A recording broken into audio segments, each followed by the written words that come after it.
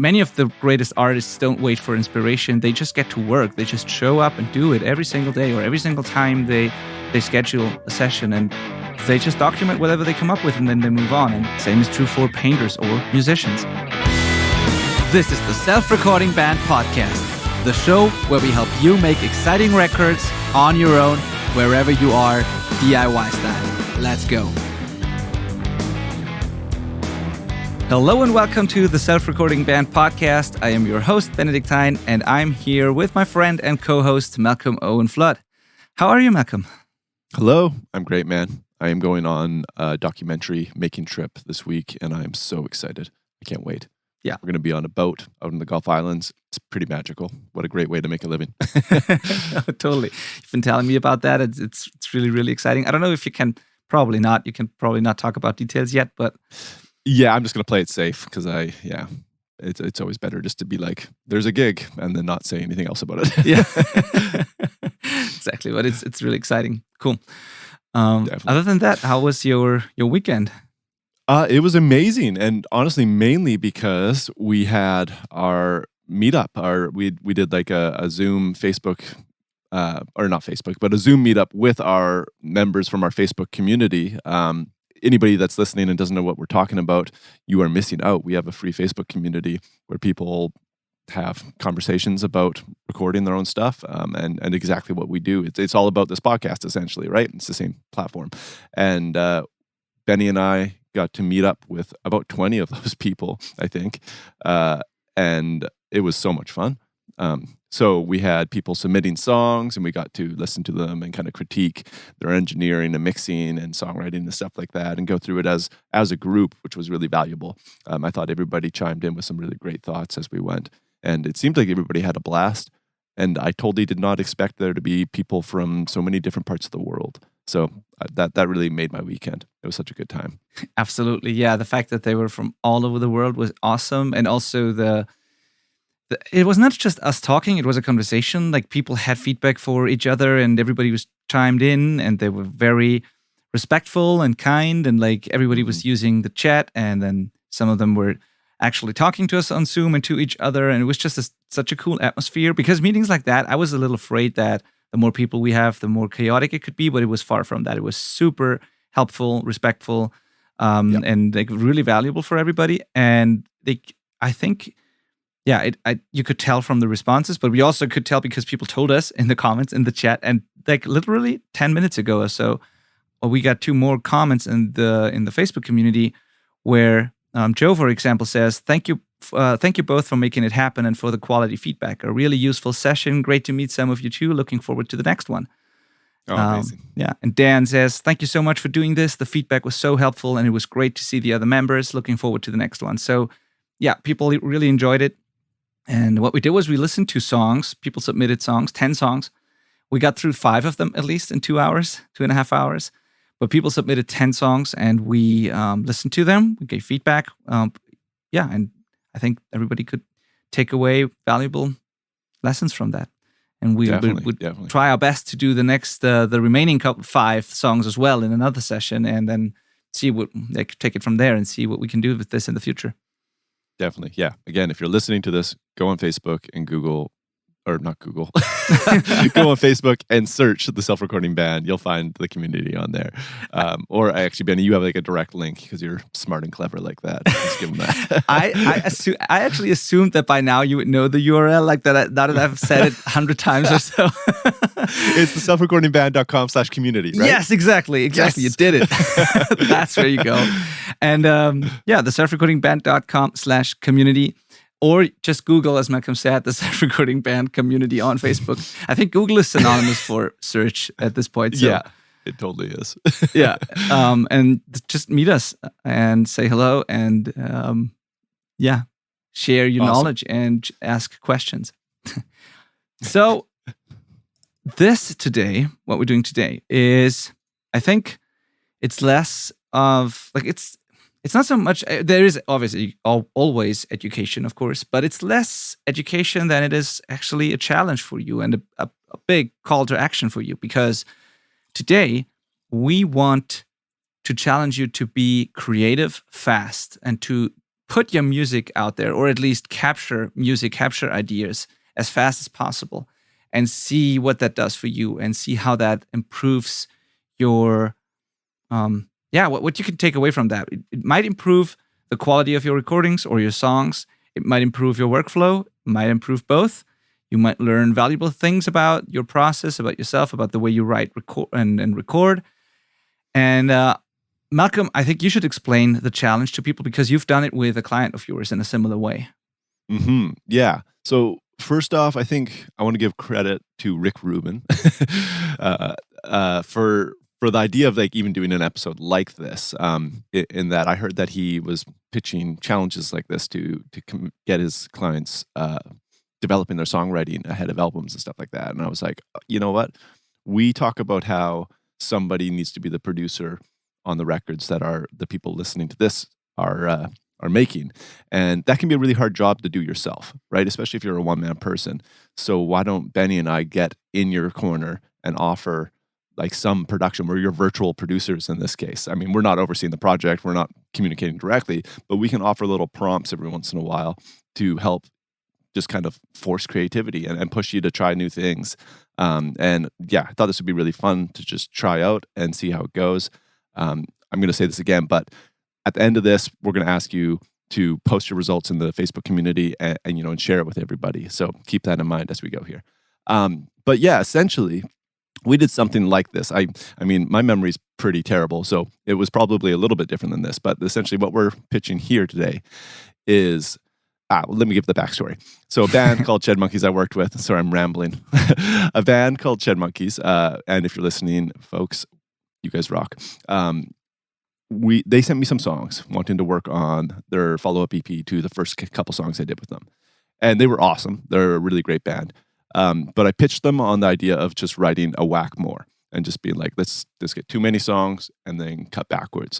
And they ended up going and like jamming like every day of the week, it seemed like. And every jam, they would send me a new song. They would just be like, this is what we came up with today. And it would, oftentimes it would only be like 60 seconds long, not fully out, like finished yet, but they would just get whatever they can get done in that time period and then send it. And it was like every jam was a refresh. It was, we're starting over again and writing a new song kind of thing. Not getting hung up on the details and the little transitions of each song, just big picture, big blocks kind of thing. Here's a verse, here's a riff, here's a chorus. If they get a bridge, if it comes out naturally, awesome. But that was the most amazing thing ever. I don't know if we used any of the original songs when we went to the studio, actually. I would love to chat with them about that and see if we can pull up the original batch and see where we landed with that. But yeah, it was fascinating. And I think it's something that everybody should do, is at least try. It forces creativity is the big thing. You just have to do it. You just have to come up with something. And even if it's terrible, you just record it at the end of your jam. And that's that day's work. And then I think the other huge advantage is you kind of become less sacred and attached to what you previously had already written and put all this time into. It kind of separates this sunk cost fallacy thing where you're just like, oh, I've put so much work into this one. But you might find that once you've written like 5 more in these little short writing stints, that you might like one of them even more than the one you put all this extra time into. Right. So it kind of lets you be more objective. So again, the challenge is schedule your jams like you normally would and write a new song each jam. Again, if it's only a part of a song, like it doesn't have to be fully finished. That's actually the whole point, is you're going to get like, we've talked about the 80-20 rule on this podcast before. You're going to do the Penny, help me here. What am I trying to say? This is a Monday morning for me, everyone. Yeah, totally. 20% of the work that gives you 80% of the results. Yeah, okay. Essentially, okay, yeah, right? And not worry about everything else yet, kind of thing. And then what we did is we had all these demos. We called it down to the ones we definitely wanted to do. And then they just went back and kept workshopping those songs and then putting in the extra time that takes it to 100%, and some of that happened in the studio as well. But yeah, so your challenge is write a new song each jam, record it at the end of the jam, no matter what. Now, we've talked about why creatively, oh my God. It only gets better. Yeah, I'm going downhill. More coffee. Yeah. Why there's a creative benefit to doing this, and obviously that's like huge, but there's also tying into our podcast and trying to get you to be better engineers and push yourself in that field as well. You're going to get instant feedback on your recording skills doing this. This requires you to kind of set up some kind of like live recording setup, more or less. So you might be pretty limited in what you can do, especially if you just have like a 2-channel mic set up in your full band or something. But essentially, at the end of the day, you're going to hear the demo you made for that day and then have the option of changing that setup for the next time you do this exercise, right? So if you were jamming Monday through Friday, which is a lot, obviously, and writing a new song each day, you'd have 5 opportunities to improve on your recording. And that instant feedback is really valuable. I'm sure Benny agrees with me on that. The sooner you get feedback, the better. Absolutely, totally agree with everything. And I have a couple of examples actually where I know from experience that this really works. Like the first is the whole thing about writing more songs than you actually need for the record is always a good thing. You have more to choose from. You have there will be a lot of crappy ideas, but there will also you need to have a couple of crappy ideas to get to a good one. And I have some, like one of the best records that I've ever made, that I've ever been part of, was the last record that I did as a producer. It was at the beginning of this year. It's not out yet, and I can't tell you anything about it yet, but unfortunately, but it's really like a great end to, or I don't know if it's the definite end, but for now it's the end of my production career, sort of, because I transitioned to fully mixing. But it's a great end to that because it was one of the best records that I've ever been a part of. And part of what made it so enjoyable for me and so awesome is that the band didn't write the 12 songs on the full length, but they wrote, I don't know, 40, 50, 60 songs, something like that. And over the period of a year, they threw some ideas away. They combined some song ideas together and created a new song out of that. They decided which parts were the best, which songs were the best, and they really kept it like it was sort of a challenging thing to end up with like the 12 songs for the record, and you really end up with the 12 best songs, or like a combination of all the best parts from all those 60 ideas that they had. And that made the record so much better. If they would have stopped after 12 songs, the record would probably still be fun, but it would be not nearly as good as it is now because they didn't stop after 12 songs. They wrote 50 of them or 60. And that's only possible if you're fast. And I'm sure the people in the band would agree with me that they didn't just record the super good ideas. They recorded everything. They demoed out everything. They had an idea, they wrote something, they recorded it. And they didn't care at this point if it was the best idea ever. They just captured it. They just documented it. And then after that, they started digging through that material and picking out the really good stuff. And that's a proven way to come up with something really great. There are a lot of artists in different fields who do it that way. There's plenty of authors, painters, artists in completely different fields who have spoken about that, who have written books about the whole process and work thing, where you actually get to work and do it over and over again, and eventually something cool will pop up. So many of the greatest artists don't wait for inspiration. They just get to work. They just show up and do it every single day, or every single time they schedule a session, and they just document whatever they come up with, and then they move on. And after, I don't know, like Seth Godin, I think, was the one who said, like, you will write 99 crappy blog posts, but then you will write one great one. And then, like, same is true for painters or musicians. You just have to have a lot of shitty ideas before you have a really awesome idea. And there's actually one particular quote, or a couple of particular quotes, but one that came to mind when we prepped this episode, where Chuck Close, who's a painter, an American painter, and I think I read this quote in the Tim Ferriss book, and he said, there it is. He said, "Inspiration is for amateurs. The rest of us just show up and get to work. If you wait around for the clouds to part and a bolt of lightning to strike you in the brain, you are not going to make an awful lot of work. All the best ideas come out of the process. They come out of the work itself." And that is really something that I think is really cool. That is awesome. Yeah, that is just fantastic. Yeah. And it's just also true that most great artists are creating more work than they release, right? It's a totally normal thing to be prolific and then refine. Just like it's funny because people that argue this do the same thing on a smaller scale. So people that release like aren't prolific and just write a song and then that's the one that gets released, they end up spending so much time refining that one song. So it's the same process of create, refine, but you should just do it on a larger scale, right? Create a lot of songs, refine to a smaller amount of songs, then keep refining those songs, right? Totally common for successful artists. And I mean, a lot of great producers are expecting to be sent a whack of songs to look through. You might even find that you don't have the best idea of what a good song is either. Yeah. Did you know that Elton John heard Bohemian Rhapsody before it came out and thought it was like the worst thing? Like he couldn't believe they were going to release it. Really? No, I didn't know that. And he did the same thing with a few of his like biggest songs as well. Like the guy had no idea what was what. Like I mean, I'm sure there was some drugs involved, but just seemed to like have no grasp for what a single was, and self-admittedly as well. Yeah. I mean, and I think Paranoid by Black Sabbath was a B-side originally. It wasn't intended to be a single or not even like a really good song.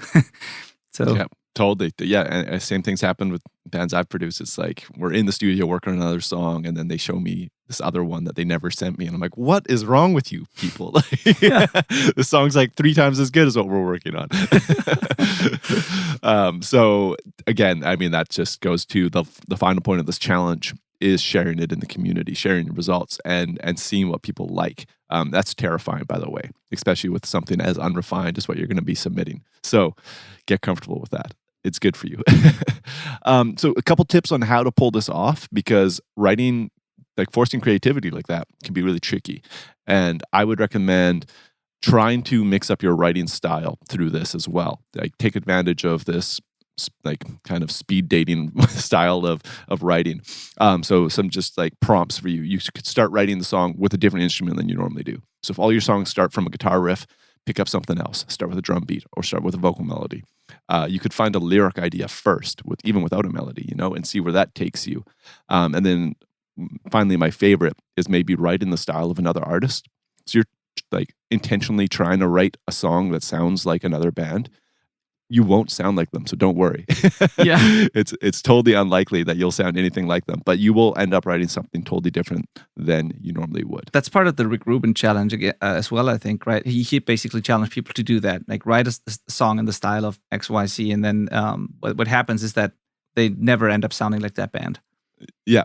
So he worded it, at least I'm sure he's got all sorts of stuff, and that's amazing. But when I heard it, it was write a song as if you were going to like sell it to that artist. Mm-hmm. Like, so you're like writing a song for Taylor Swift and Taylor Swift's going to release it as a Taylor Swift song. It's like you're trying to create something for them.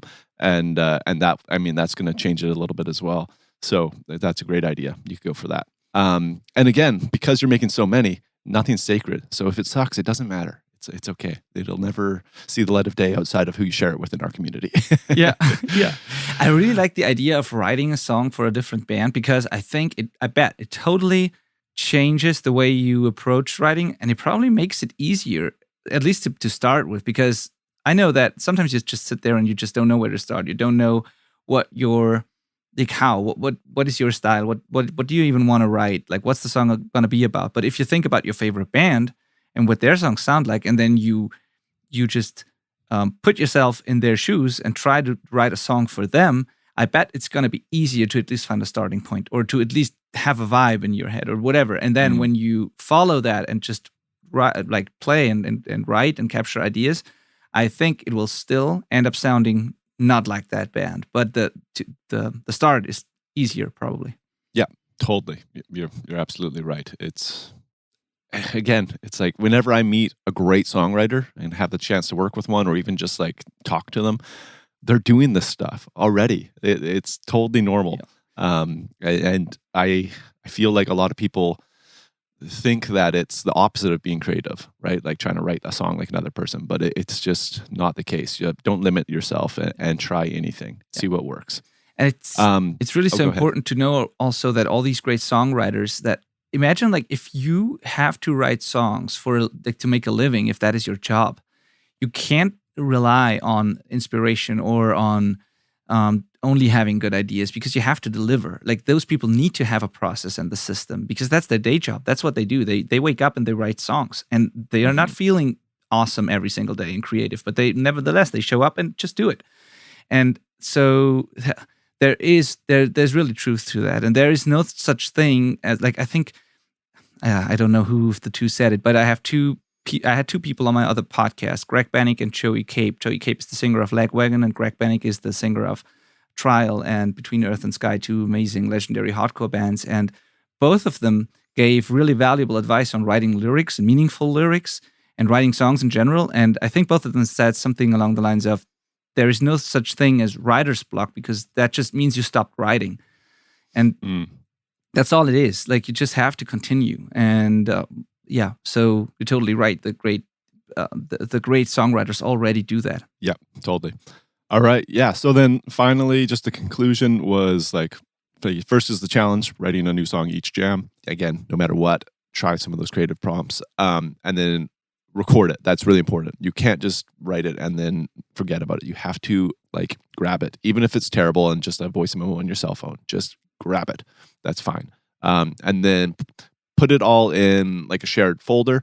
And then I would strongly encourage you to share it with the community, the Self-Recording Band Facebook community. You don't have to. Like, if you want to just keep for yourself and this is just an exercise for you and your collaborators, that's totally cool. Or your producers or whoever you're working with. I mean, that's awesome as well. I think this was a good idea no matter what. But I think if you share this in the Facebook community, you're going to find a lot more value than you thought. Yeah, for two reasons. Because first of all, you're going to get feedback, hopefully.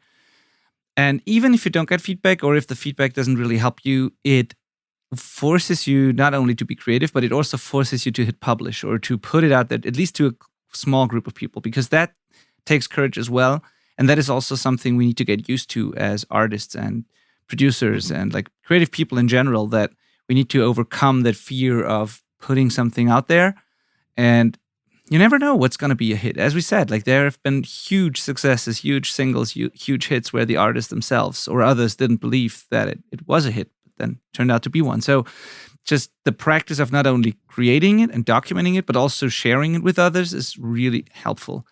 And also, we'll make sure to keep the whole conversation and the feedback positive. So we will never tolerate like bullying or mean comments or whatever. Like, we will encourage people to leave helpful comments and feedback, but you don't need to be afraid to share it in the community. This is a safe place, and we'll take care of that, and we'll make sure that it stays like that. So no need to worry. Definitely. All right. Well, I hope you have fun with that as well, by the way.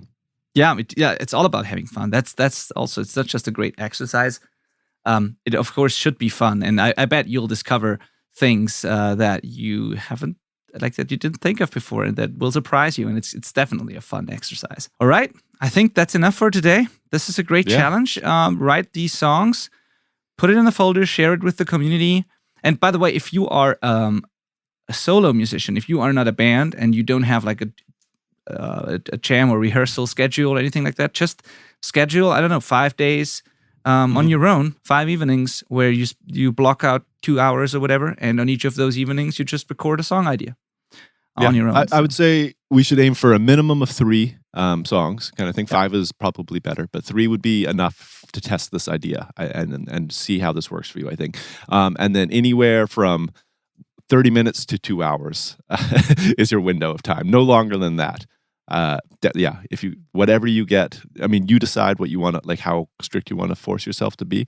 But it's one of those things where, honestly, I think the less time you have available, the better. Yeah, totally. And set a timer so you can't go over it. Totally. So I'm going to finish it with another quote just because I prepared it. And that is, Thomas Edison said, when he was asked how did it feel to fail 1,000 times, he apparently replied, "I didn't fail 1,000 times. The light bulb was an invention with 1,000 steps." There's that. That's awesome. All right. Awesome. So we're curious to hear the results of your next 5 steps, at least. What a badass thing to say. My. All right. Yeah, exactly. So take care. See you next week. Thank you for listening. Bye.